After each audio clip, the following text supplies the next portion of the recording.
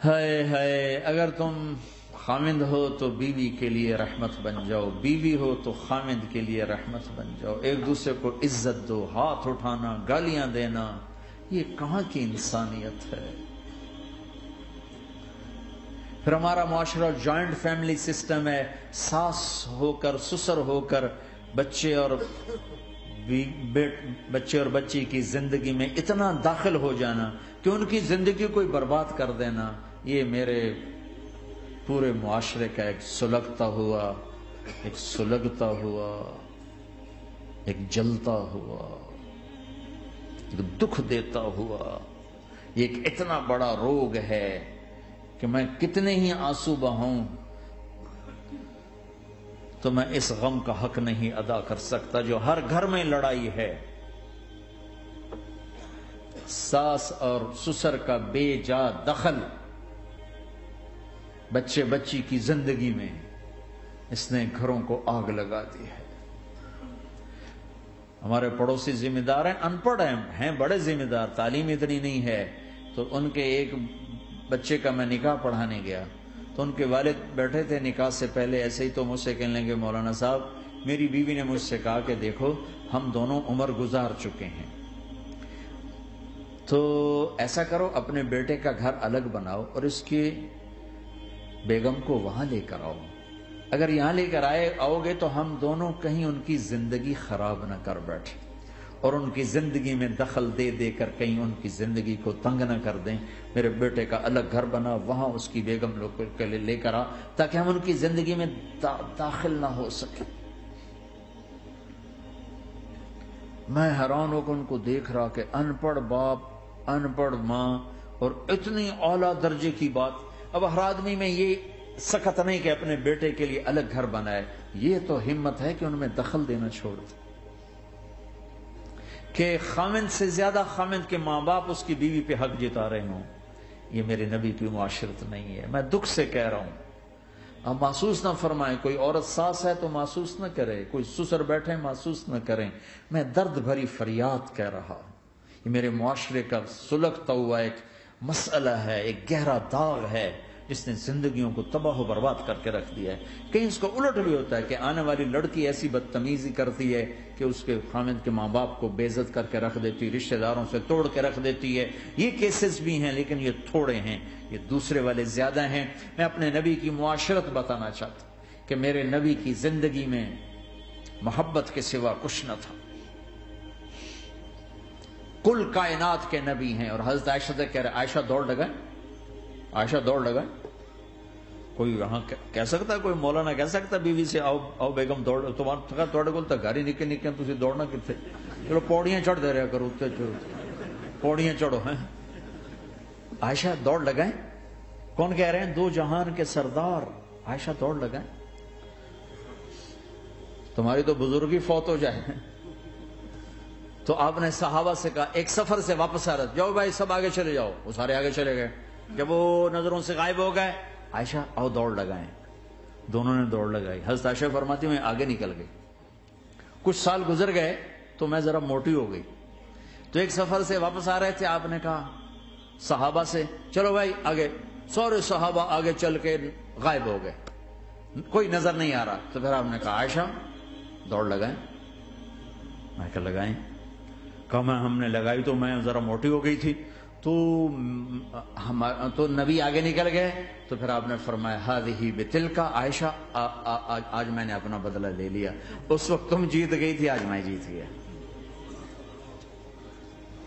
آپ نے نبی کی زندگی پڑھو اللہ کے واسطے کہ آپ نے گھر کیسے چلائے، کھانے کو کچھ نہیں اور بیویاں خوش ہیں، سلوک تھا نا، کھانے کو کچھ نہیں ہے، 2 مہینے چولہا نہیں جلتا ہے، لیکن بیویوں کو ایسی محبت تھی کہ وہ قربان ہوتی جا رہی، اور یہاں سب کچھ دے کر گھروں میں آگ ہے، اس لیے کہ بول ٹھیک نہیں، نہ خامد کا بول ٹھیک ہے نہ بیوی کا بول ٹھیک ہے، اور عام طور پر زیادتی چونکہ مردوں کی طرف سے ہوتی، کبھی عورتوں کی طرف سے بھی ہوتی، میں تو دونوں کے لیے بات کر رہا ہوں۔ اس زبان کو میٹھا کرنا سیکھ لو، اگر اپنے گھروں کو چین سے سکھ سے بھرنا چاہتے ہو تو چیزوں سے نہیں آئے گا، تمہارے سلوک سے، بیہیویئر سے آئے گا۔ اپنے سلوک اچھے کرو، اپنے رویے اچھے کرو.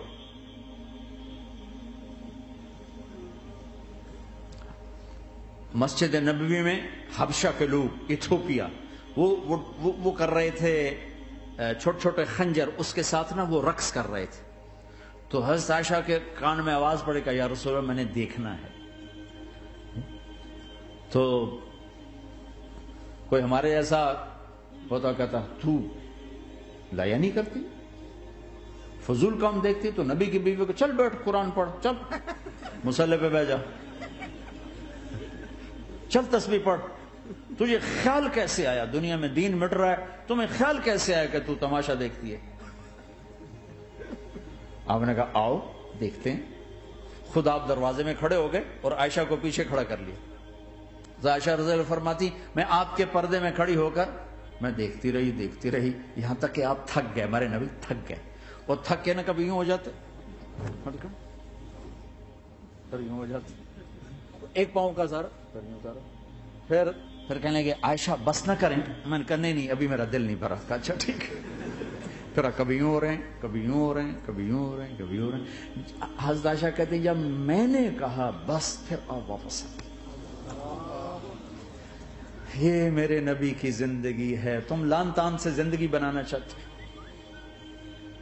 ساس سسر بہو پر بیٹے سے بھی زیادہ حق جتانا چاہتے.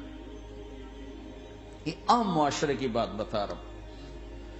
بہت تباہی ہے. میں تو مسائل سن میں نے تو اب اس دفعہ یہ ارادہ ہے اب میں فون چھوڑ دوں گا، نہیں رکھوں گا، کہ میرے اندر ہمت ہی نہیں رہی کہ میں گھروں کے مسائل، میرا کلیجہ پھٹنے کو ہو. ایسے ظلم ہیں، ایسے ظلم ہیں. ہمارا سسرالی معاشرہ بڑا ظالم ہے، بڑا ظالم. 99% ظلم ہے.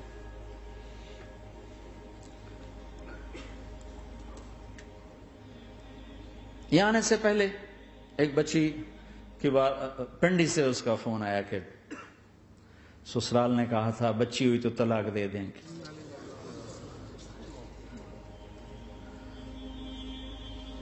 بچی ہو گئی. میں نے ہاتھ جوڑے، پاؤں پکڑے، میرا کیا قصور ہے، اللہ کی تقدیر ہے. طلاق دے دی، نکال دیا گھر سے. حج میں 2 بچی ساتھ تھے ابھی میرے حج میں. تو 22-23 سال کا بچہ تھا، اتنی سال کی بچی تھی. تو وہ میرے ساتھ حج میں اکٹھے تھے. تو ہم عرفات میں تھے. تو وہ بچہ میرے پاس آ گیا اور کہا بس مولانا میں اپنے گھر سے بڑا تنگ ہوں اور میں نے فیصلہ کیا میں جاتے اپنی بیوی کو طلاق دے دوں گا. میں نے کہا شادی کتنا عرصہ کا؟ 3 سال. میں نے کہا بیٹا ایسا نہ کرو، میں جب حج سے ہم واپس جائیں گے نا عزیزیہ میں، تو تم دونوں میاں بیوی میرے پاس آنا. تو ہم جب واپس گئے تو میں نے پہلے اس کی بچی کو بلایا اور وہ خود ہی ملنے آ گئے کہ میرے کچھ مسائل ہیں. پھر اس نے بیچارے نے اپنا دکھڑا شروع کیا. تو کہا جی 1 سال بچہ نہیں ہوا تو میری ساس نے مجھے اتنا ذلیل کیا، سسرال نے، یہ تو بانجھ ہے، یہ تو بانجھ ہے، اس کا تو ہونا ہی نہیں ہے. اور اتنے تانے کہ میرے ماں باپ بھی رو برا حال، میرا رو برا حال. پھر آخر یہ ہوا کہ چلو میڈیکلی دیکھا جائے، ٹیسٹ کیا گیا تو فالٹ بچے میں نکلا، میں تو کلیئر تھی. تو پھر میری ساس کی ٹیپ بدل گئی. تو تقدیر ہے، تقدیر میں لکھا تھا ایسے ہی، تقدیر ہے. اب تقدیر آ گئی، اللہ کی رضا پہ. پہلے اس کو ذلیل کیا ہوا تھا اور جب بیٹے میں فالٹ نکلا تو اب یہ تو تقدیر ہے، تو اللہ کی رضا پہ راضی ہو جائے. یہ چھوٹے چھوٹے مسائل. جب میں نے تھوڑی سی ان سے سیٹنگ کی تو ابھی میں اس سے فون سے ان ٹچ ہوں کہ کہیں یہ پھر بے وقوفی نہ کر بیٹھے. کہا مولانا ہمارا گھر سکھی ہو گیا پر ماں باپ دونوں ناراض ہو گئے. میں نے ان کی ناراضگی کی فکر نہ کر، انہیں راضی کرنا تیرے ذمے، تیری بیوی کے ذمے نہیں ہے. تو اپنا حسن سلوک باقی رکھ. اس حد تک یہ ہمارے گھروں میں جو نہ جاننے کی وجہ سے دیکھو تمہارے یہاں ٹریفک کا سسٹم کتنا اچھا ہے. 10,000 گاڑیاں چل رہی ہوں، ٹریفک بلاک نہیں ہوتی، چل رہی ہوتی، چونکہ ہر آدمی اپنی لائن میں چل رہا. اور ہمارے پاکستان میں 10 گاڑیاں کٹھی ہو کے سر پھنسا کے کھڑی ہو جاتی ہیں، ساری رات کھلوتے رہتے ہیں، راہ نہیں دیتے، کھلوتے ہیں کئی دفعہ او تو ہٹ او تو ہٹ او تو پیچھے ہو 200 گاڑیاں ادھر 200 ادھر. یہ چونکہ میں روز سڑکوں پہ چلتا ہوں، روز یہ تماشا دیکھتا ہوں.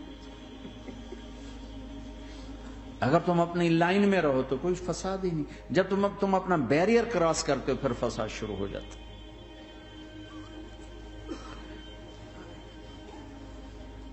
تو بھائیو اپنے نبی کی زندگی سیکھو. ایک سارا کام، چھوٹا سا کام، زبان.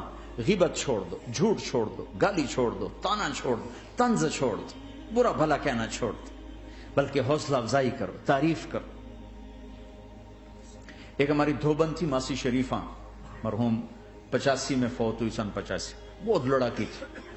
تو وہ آگے ایک دن میری بہن کے پاس کہنے لگی بی بی میری نوواں میں نال بڑا لڑتی آپ تھی. میں نے کوئی تویز دے ساریاں میری نوکر بن جائیں. تو وہ میری بہن نے ایسے نا ایک کاغذ پر نا وہ کل لکیریں لکونے لگا کے تو ایسے بالکل رول کر کے کہا کہ ماسی شریفہ جب تیری لڑائی شروع ہو نا تو نے یہ تعویذ یہاں رکھنا ہے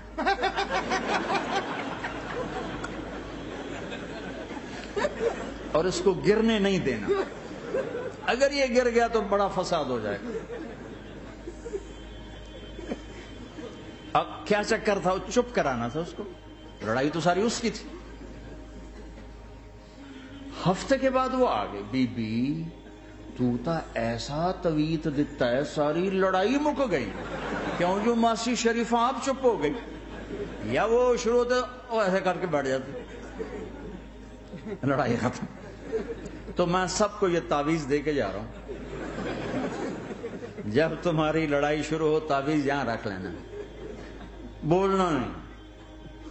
دیکھنا چند دنوں میں تمہارے گھروں میں محبت کے پھول کھلیں. یہاں بہت زیادہ طلاق بڑھ چکی ہے. تھوڑے دنوں میں طلاق طلاق طلاق طلاق جو ایک دوسرے کی برداشت نہیں ہے. یہ میرے نبی کی زندگی ہے. برداشت کرو، برداشت کرو، برداشت